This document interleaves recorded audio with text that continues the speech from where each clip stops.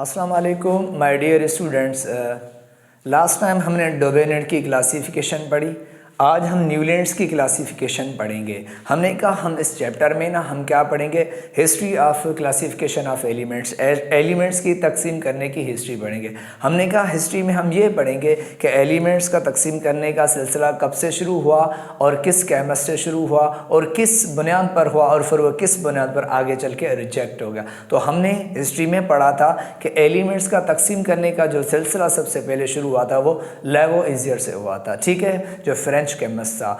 उसके बाद डोबेनर्स, German chemist आया डोबेनर, उसने भी एलिमेंट्स को अपने तरीके से क्लासीफाइड किया। उसने लॉ ऑफ ट्राइड का कॉन्सेप्ट दिया, तीन तीन एलिमेंट्स के काफ़ी सारे ग्रुप्स बनाए, ठीक है।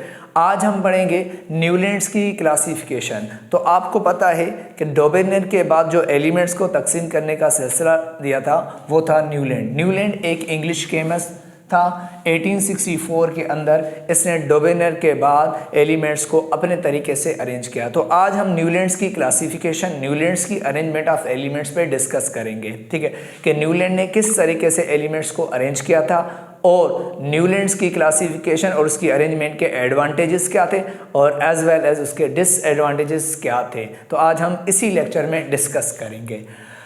एक्चुअली न्यूलैंड के ज़माने में कुछ एलिमेंट्स और ज़्यादा डिस्कवर हो गए थे, ठीक है। तो न्यूलैंड ने सबसे पहले क्या किया कि उसने ना अकॉर्डिंग टू एटॉमिक मास के हिसाब से सबसे पहले उसने क्या किया, जितने भी एलिमेंट्स थे सारे एलिमेंट्स को एटॉमिक मास के हिसाब से अरेंज किया, वो भी असेंडिंग ऑर्डर में अरेंज किया। मतलब पहले लोअर मास वाला रखा फिर हायर वाला। तो न्यूलैंड ने सबसे पहले क्या किया कि जिन एलिमेंट का मास लोअर था पहले वो रखा, फिर हायर वाला, फिर हायर वाला। तो सबसे पहले इसने क्या किया, एलिमेंट्स को increasing order of atomic mass में अरेंज किया। तो मैंने लिखा ही arrange the elements in ascending order of their atomic mass. तो न्यूलैंड ने सबसे पहले क्या किया कि जिन एलिमेंट्स का मास लोअर था वो पहले रखा, अरेंज करता गया।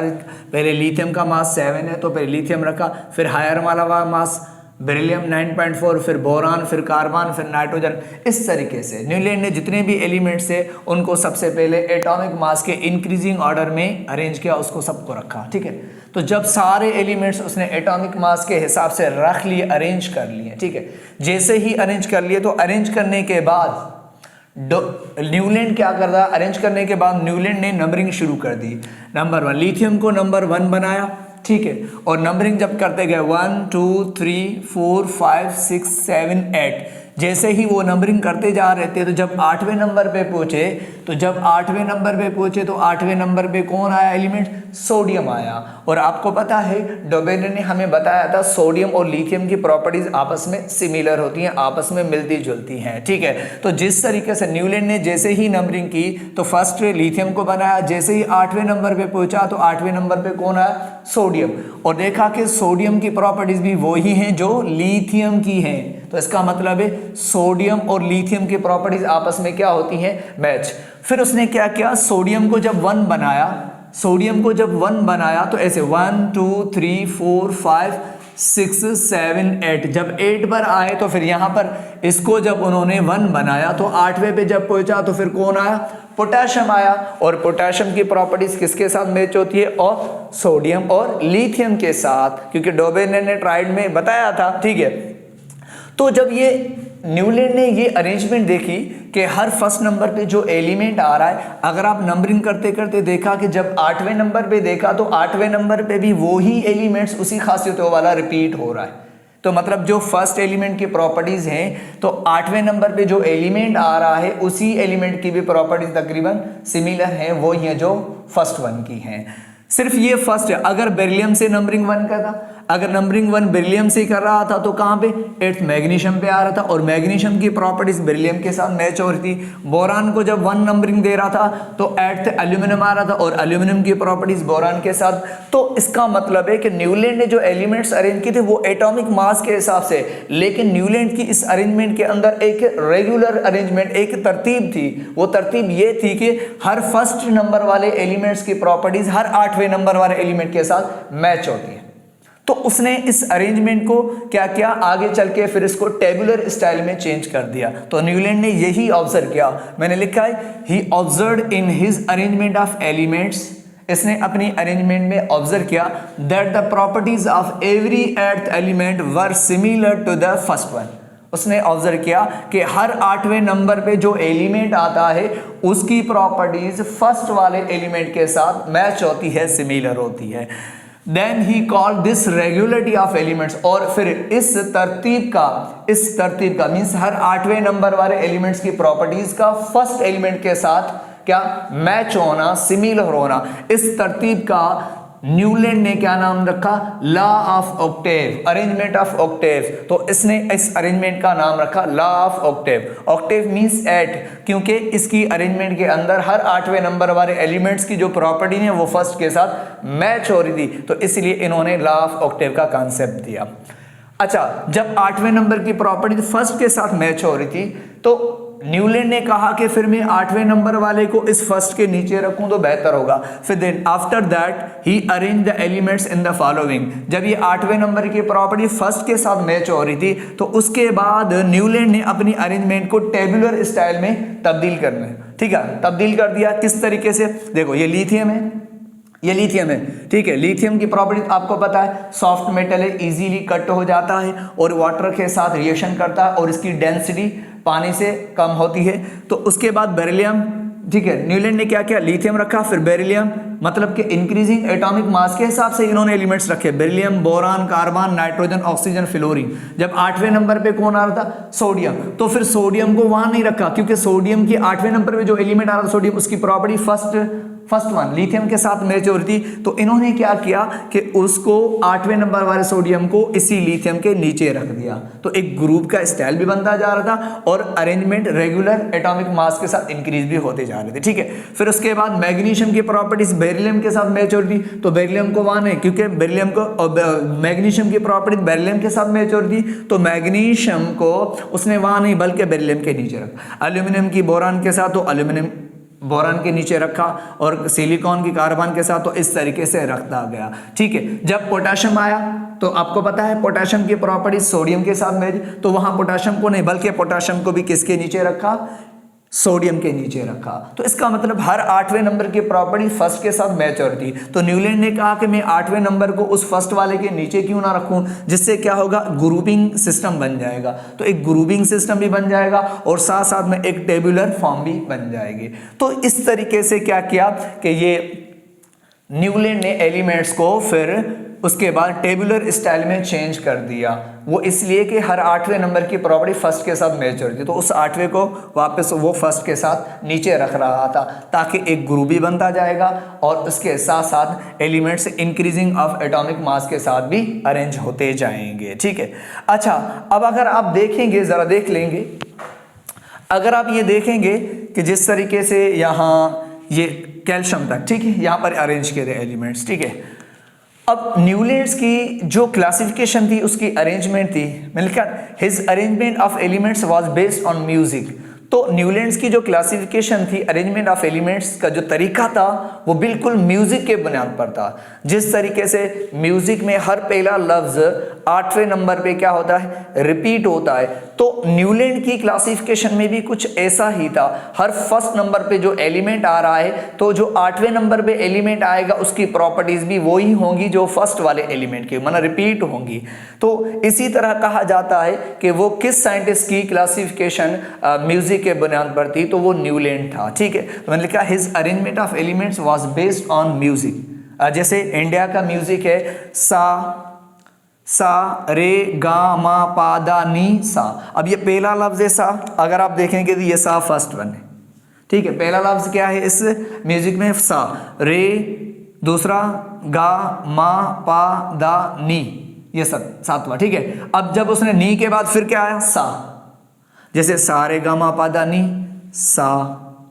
अब ये सा कौन सा है, फर्स्ट था, तो जब 8वें पे आया तो भी क्या आया, वही सा लफ्ज रिपीट हुआ। फिर कुछ और वर्ड्स आएंगे, फिर उसके बाद दोबारा फिर सा आएगा 8वें नंबर पे। तो जिस तरह म्यूजिक में हर पहला लफ्ज 8वें नंबर पे रिपीट होता है, तो न्यूलैंड की क्लासिफिकेशन में भी कुछ ऐसा ही था। तो अगर फर्स्ट वाला element lithium alkali metal, soft metal है, पानी के साथ रिएक्शन करता है, तो कुछ एलिमेंट के बाद जब आएंगे तो 8वें नंबर पे ही फिर दोबारा आएंगे तो 8वें नंबर पे भी उन्हीं खासियतों वाला एलिमेंट्स रिपीट हो रहा है। वही सॉफ्ट मेटल इजीली कट हो जाता है और पानी के साथ एक्सप्लोसिवली रिएक्शन करता है, और इसके अलावा ये वाटर से कम डेंसर होता है। कुछ एलिमेंट्स के बाद फिर दोबारा आएंगे तो 8वें नंबर पे क्या हो रहा है, फिर उन्हीं खासियतों वाला रिपीट। तो इसका मतलब है म्यूजिक की तरह इसके अंदर भी सिमिलर प्रॉपर्टीज वाले एलिमेंट्स कुछ एलिमेंट के बाद क्या हो रहे हैं, बार बार रिपीट हो रहे हैं। ठीक है, अच्छा अब उसके बाद न्यूलैंड्स की ये जो अरेंजमेंट थी, क्लासिफिकेशन, इसके कुछ एडवांटेजेस भी है और डिसएडवांटेजेस भी थे। ठीक है,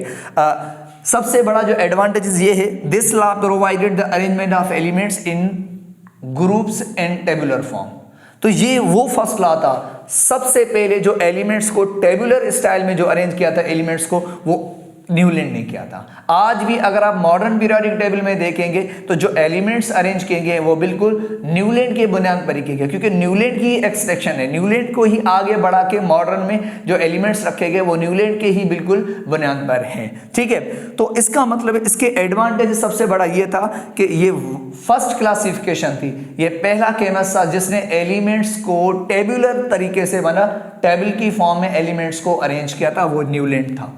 डोबेनियन में देखो कोई टेबल नहीं थी, ग्रुप थे वो अलग अलग थे, लेकिन अगर आप न्यूलैंड की अरेंजमेंट में देखें तो ग्रुप बने हुए। टेबुलर फॉर्म कहते हैं एक ग्रुप हो, बराबर में दूसरा ग्रुप हो, बराबर में तीसरा ग्रुप हो। तो अगर आप यहां पर देखेंगे तो ये एक टेबुलर फॉर्म तो आपको नजर आएगी, ये देखें इस तरीके से। तो इन्होंने ये ऐसे टेबुलर फॉर्म बना थी। ठीक है, ये देखें, ये टेबुलर फॉर्म में एलिमेंट्स इन्होंने अरेंज किए हैं। ठीक है, ये देखें, ये टेबुलर फॉर्म बन गई, ये टेबुलर फॉर्म। तो देखें टेबुलर फॉर्म में इसने एलिमेंट्स अरेंज किए, तो ये पहला केमिस्ट था जिसने एलिमेंट्स को टेबुलर स्टाइल में अरेंज किया। तो सबसे बड़ा एडवांटेजेस इनका ये था, और आज मॉडर्न पीरियोडिक टेबल में भी हम इन्हीं को ही फॉलो करते हैं। जो एलिमेंट्स रखेंगे वो बिल्कुल न्यूलैंड के बुनियाद पर ही इसको ही एक्सटेंड किया था। ठीक है, अच्छा लेकिन और ग्रुपिंग का सिस्टम भी इन्होंने दिया था। ग्रुपिंग बना, एक फर्स्ट ग्रुप, मतलब कि ये एक ग्रुप है तो बराबर में दूसरा ग्रुप। तो एलिमेंट्स को जो ग्रुपिंग स्टाइल में रखा गया था सबसे पहले, वो न्यूलैंड ने रखा था। एक ग्रुप बराबर में दूसरे ग्रुप, एलिमेंट्स बराबर में तीसरा, जिसे टेबुलर फॉर्म भी कहते हैं ग्रुपिंग फॉर्म में। तो टेबुलर में एलिमेंट्स को अरेंज करना और ग्रुप की फॉर्म में सबसे पहले जो एलिमेंट्स को अरेंज किया था वो न्यूलैंड ने किया था। ठीक है, अच्छा उसके बाद मैंने लिखा this law provided the arrangement of elements into groups and tabular form में। अच्छा डिसएडवांटेजेस भी था, न्यूलैंड की क्लासिफिकेशन का डिसएडवांटेज दिया। नंबर 1 पहला disadvantage, this periodic arrangement of elements did not include the noble gases. इनकी अरेंजमेंट के अंदर, इनकी क्लासिफिकेशन में नोबल गैसेस शामिल नहीं थी। क्यों नहीं थी? क्योंकि नोबल गैस उस वक्त डिस्कवर्ड ही नहीं थी। तो अगर डिस्कवर्ड ही नहीं थी तो फिर इसका क्या कसूर है? एक्चुअली क्या है कि जब उस वक्त तो नोबल गैसेस डिस्कवर्ड नहीं थी, तो उसके बाद क्या हुआ, कुछ टाइम के बाद, न्यूलैंड के ज़माने कुछ टाइम के बाद नोबल गैसेस जब डिस्कवर हुई, जब नोबल गैसेस डिस्कवर हुई तो उनकी प्रॉपर्टीज़ किसी भी एलिमेंट के साथ मैच नहीं हो रही थी। लेकिन नोबल गैसेस को रखना भी था, और इसने कोई भी ऐसी मतलब कि ग्रुप नहीं था जिसके साथ नोबल गैसेस की प्रॉपर्टीज मैच हो। तो फिर साइंटिस्ट ने कहा कि नोबल गैसेस को कहाँ रखें, और इनकी अरेंजमेंट में नोबल गैसेस की कोई जगह ही नहीं थी। हाँ, तो अगर ये अलग से ग्रुप बनाते हैं, मिसाल के तौर पर अगर इनको अलग से ग्रुप बनाएंगे यहाँ पर, तो फिर ये लॉ ऑफ ऑक्टेव ब्रेक हो जाएगा। तो नोबल गैसेस को अगर रखना है तो उनकी प्रॉपर्टीज तो किसी के साथ मैच नहीं हो रही, तो अगर आप उनको अलग से ग्रुप बनाएंगे तो फिर ये लॉ ऑफ ऑक्टेव का कॉन्सेप्ट खत्म हो जाएगा। फिर ये 8वें नंबर वाले एलिमेंट की प्रॉपर्टी फर्स्ट के साथ मैच हो रही तो ये खत्म हो जाएगी। तो एडवांटेज डिसएडवांटेज इसका यही था कि नोबल गैसेस के लिए या तो जगह छोड़ देते या लॉ ऑफ ऑक्टेव का कॉन्सेप्ट ना देते। तो इसकी अरेंजमेंट के अंदर नोबल गैसेस नहीं रखी क्योंकि उस वक्त नोबल गैसेस डिस्कवर नहीं थी।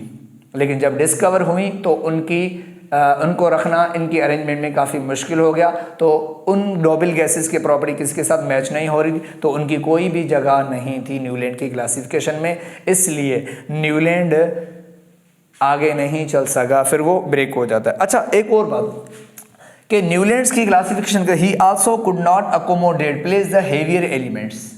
न्यूलैंड्स की क्लासिफिकेशन में हेवियर एलिमेंट्स नहीं रखे गए, means this law could not be applicable to the elements of after calcium. देखो न्यूलैंड्स की क्लासिफिकेशन में जो एलिमेंट्स रखे गए हैं वो कैल्शियम था। अब कैल्शियम के बाद जो हेवियर एलिमेंट्स हैं हाई एटॉमिक मास वाले, उनको नहीं रखा।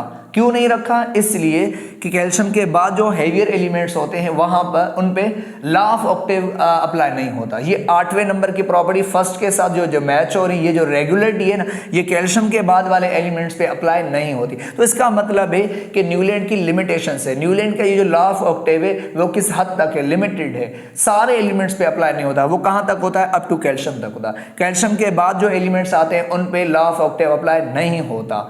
तो मतलब क्लासिफिकेशन ऐसी होनी चाहिए, तो या तो सारी एलिमेंट्स पे अप्लाई हो और ठीक है आने वाले एलिमेंट्स के लिए भी जगह तो वो बेस्ट होती है। लेकिन इनकी क्लासिफिकेशन में क्या था? लिमिटेड क्लासिफिकेशन थी, मतलब कुछ एलिमेंट्स तक अप्लाई हो रही थी और कुछ एलिमेंट्स पे अप्लाई नहीं हो रही थी। तो इसलिए ये इनके क्या है? डिसएडवांटेजेस है और ये क्लासिफिकेशन आगे नहीं चल सकी। फिर ये लॉ भी, ये भी क्लासिफिकेशन ब्रेक हो गए क्योंकि आगे चल के और भी एलिमेंट्स डिस्कवर होते गए। और तो ये लॉ ऑफ ऑक्टेव तो उन्होंने बनाया, लेकिन वो लॉ ऑफ ऑक्टेव सिर्फ कैल्शियम तक एप्लीकेबल है, कैल्शियम के बाद जो एलिमेंट्स आते हैं उन पे अप्लाई नहीं होता।